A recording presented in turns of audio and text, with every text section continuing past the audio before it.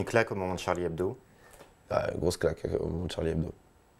Je me suis pris une leçon du destin qui était franchement qui m'a grave rendu songeur et mélancolique pendant un moment.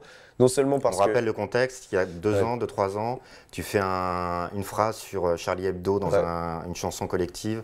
Ces terroristes veulent faire taire l'islam. Quel est le vrai danger, le terrorisme ou le terrorisme? Les miens se lèvent tôt, j'ai vu mes potos taf et je réclame un autodaf. Et pour ces chiens de Charlie Hebdo. Évidemment, ce qui est arrivé le 7 janvier, tu as un peu rattrapé, je parlais des réseaux sociaux, notamment sur les réseaux sociaux, et tu as fait un long texte pour expliquer ce que tu avais voulu dire et aussi regretter. C'était des vrais regrets. C'était des vrais regrets et en fait, c'était pas au moment des caricatures que j'ai écrit ça, c'était au moment d'une énième une de Charlie Hebdo que moi je ne lisais pas, mais que je considérais être des gens qui sont du même camp que moi, humanistes, et que je trouvais, je veux pas lancer le débat sur ça, j'essaie d'expliquer pourquoi j'ai écrit ça, que je trouvais irrespectueux et limite indigne de ce qu'il portait comme message. Dans un contexte, pour moi, encore une fois, je ne suis pas politologue, je me fie que à ce que je vis.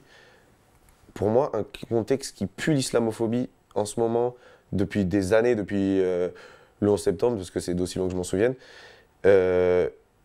Et donc, je me suis permis, en tant que mec, tu vois, justement, qui n'incarne rien de particulier, qu'un jeune vraiment lambda, de pousser la provoque plus loin que j'aurais dû sémantiquement parlant.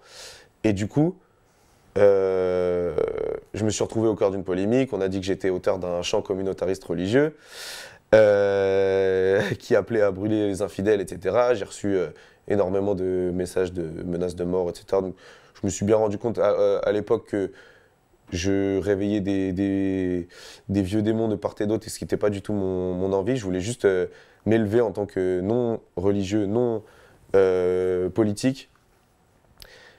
Et j'en ai sorti plein des conneries, tu vois, j'ai dit des trucs sur le FN, j'ai dit des trucs... j'ai jamais eu l'habitude d'être relayé en tant que... boum, un rappeur... Porte-parole de quoi que ce soit. Donc je me suis pris ça. Et après, les événements horribles de janvier qui se sont passés, là, je me prends une vague de gens qui me reprochent ce qui s'est passé. Je me suis senti, dans un premier temps, coupable, tu vois. Et ensuite, je me suis senti con. Et j'ai regretté, quand je parle de regret, je regrette pas de pousser des coups de gueule contre des gens, même si c'est pas l'avis de tout le monde. Je regrette d'avoir employé des termes qu'on peut me reprocher et d'avoir desservi en fait ce que je voulais dire, qui est un message de paix et d'amour entre les gens et de défense de ce que je considère être l'opprimé en ce moment. Ça se débat. Moi, je suis français, j'aime le débat et avec mes potes, on est tout le temps en train de s'étriper sur 1 milliard de sujets. Dans mon collectif, on compte des gens athées, farouchement athées, des musulmans, farouchement musulmans, des juifs. Moi, je suis un humaniste. Non, je suis un petit con qui essaye de... Toi, t'appartiens à une communauté religieuse ou pas? Dans ton texte, tu disais que tu n'appartenais pas. Non, j'appartiens pas à une communauté religieuse.